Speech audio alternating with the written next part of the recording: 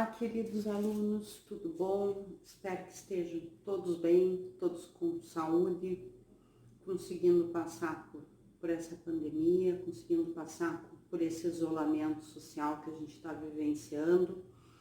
Pode ter certeza que nós, professores, estamos tentando fazer o máximo, né, para que vocês tenham conteúdo, para que vocês não percam nada, né, para que a gente não perca esse semestre, né, que é tão importante para todos vocês e para nós também, vocês podem ter certeza.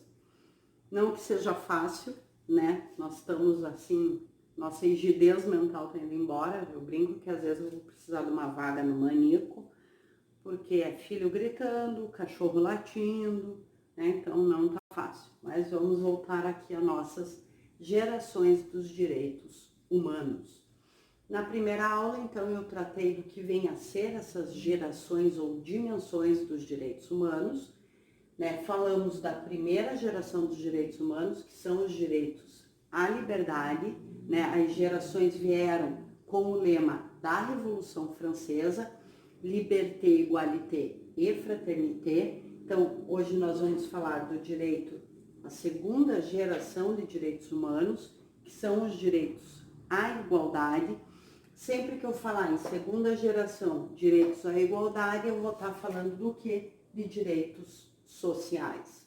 Então, direitos como habitação, educação, saúde, previdência, esses são direitos sociais. Aonde que eu encontro? Eu vou encontrar fora nos tratados internacionais, né? Também na Constituição Federal nós temos todos esses direitos elencados.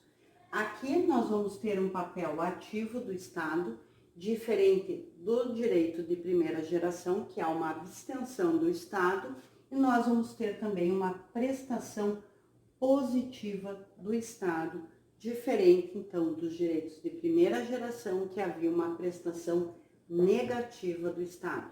Aqui uma prestação positiva para atender as camadas mais vulneráveis da sociedade.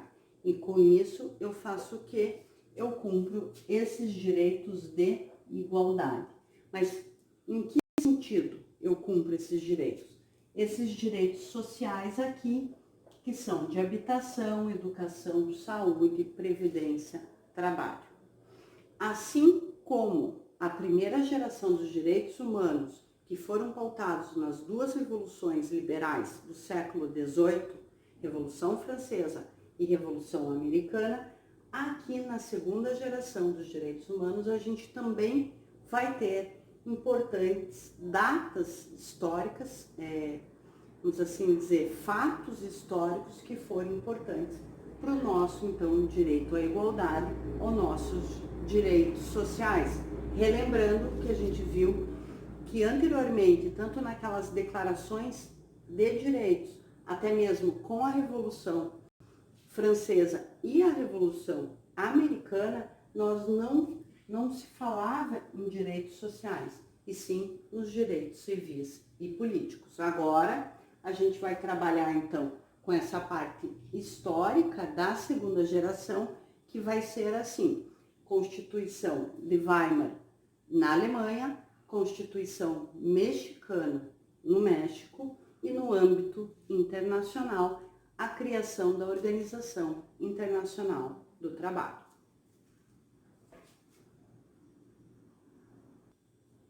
Então, a gente vai começar, então, com o marco que é a Constituição Mexicana de 1917, que foi, criada a partir da Revolução Mexicana, revolução muito importante, que durou de 1910 a 1920 e teve como origem, algumas origens para a Revolução Mexicana. Então, a pobreza do campesinato, dos camponeses, então, em detrimento ao quê? Aos grandes latifúndios que existiam no México.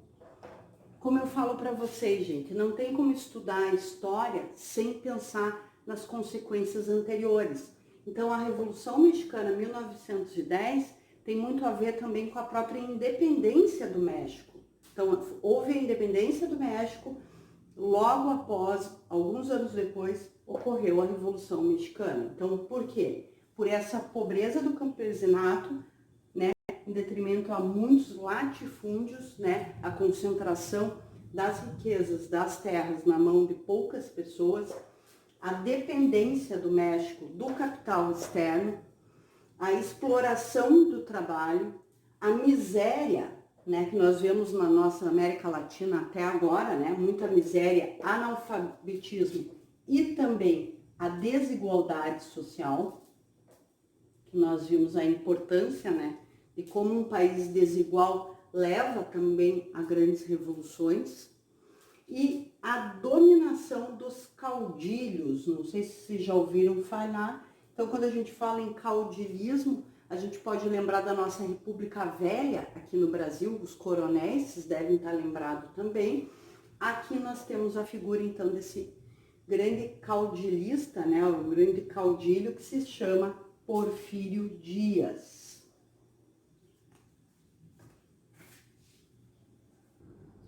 Então, aqui eu posso dizer ainda, gente, falando da Revolução Mexicana, foi para retirar o Porfírio Dias, caudilho, né, do poder, e tivemos três importantes personagens da Revolução Mexicana, que foi o Francisco Madero, o Emílio Zapata e o Pancho Villa.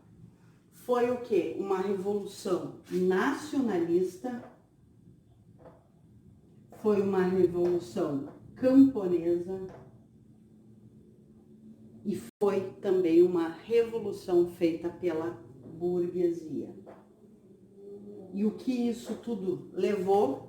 Então, a Constituição Mexicana de 17, que traz no bojo de seus direitos sociais. Inclusive, fala-se também em reforma agrária, nós vimos que era justamente pela concentração de renda.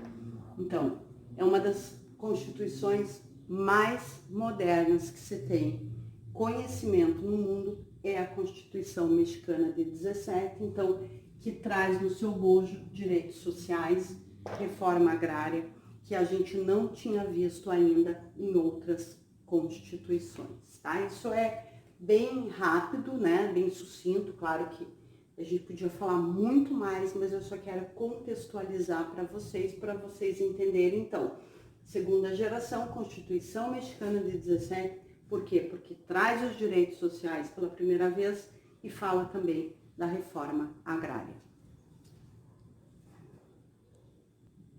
Passamos então, gente, para o segundo marco histórico, que é a Constituição de Weimar, né, a partir da República de Weimar, que acontece aonde? Acontece na Alemanha. Lembrar para os senhores que antes da Constituição da República de Weimar, na Primeira Guerra, a Alemanha ela era governada por um rei, era um Kaiser, chamado de Kaiser Guilherme II, tá? Que possuía uma monarquia semi-absolutista.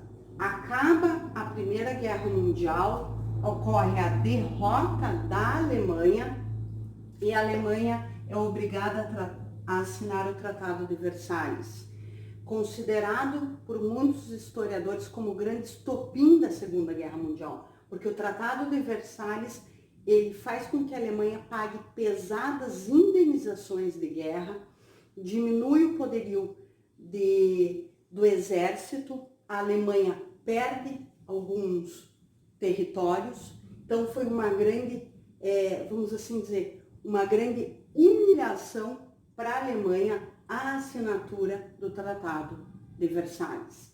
E o que começa a acontecer na Alemanha? Ondas revolucionárias, baseados em quê? Baseados na Revolução Russa de 1917, que estava ocorrendo então na ex-União Soviética, né, chefiado então pelo Lênin. Então, quando os senhores ouvirem aquelas mensagens de Facebook de que o partido nazista é um partido de esquerda, não é verdade. O que aconteceu, né, bem a grosso modo, na Alemanha, foi que começou a ocorrer várias ondas revolucionárias para tentar implementar o quê? O comunismo. E daí o Partido Social Democrata constitui um primeiro governo republicano que vem a ser a República de Weimar.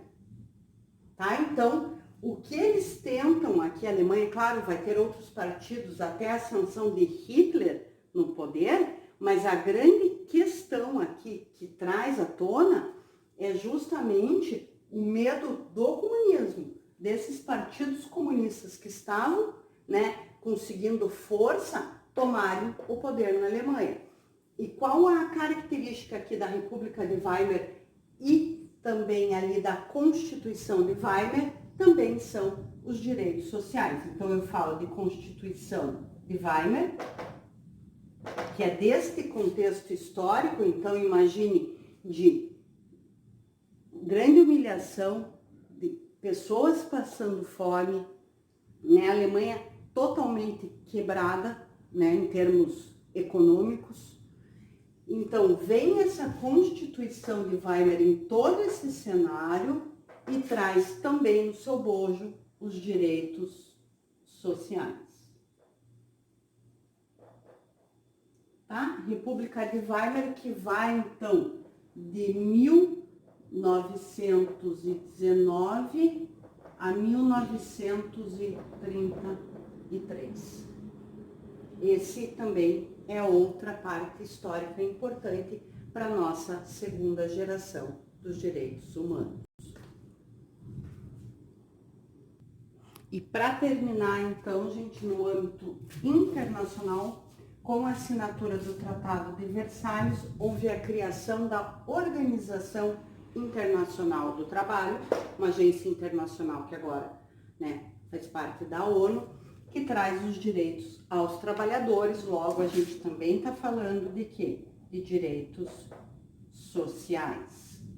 Aqui nós vamos ver também que nesse entre guerras é criado a Liga das Nações, que vai ser mais ou menos parecida com a nossa ONU, que vai tentar a paz mundial. A gente vai ver que não vai dar certo, tanto que vem a Segunda Grande Guerra, mas isso para o cenário internacional, para a nossa segunda geração, é muito importante. Então, a partir do Tratado de Versalhes, cria-se a Organização Internacional do Trabalho, que traz, então, diversos direitos aos trabalhadores, então, direitos sociais. Assim, nós terminamos a segunda geração dos direitos humanos. Então, no próximo vídeo, a gente vai ter a terceira geração dos direitos humanos e, no outro vídeo, eu quero trazer o entendimento do Supremo Tribunal Federal, quero trazer para vocês algumas críticas a esse sistema geracional, né? E como que a gente pode aplicar isso na prática. Gente, muito obrigada, um grande abraço para vocês e até a próxima.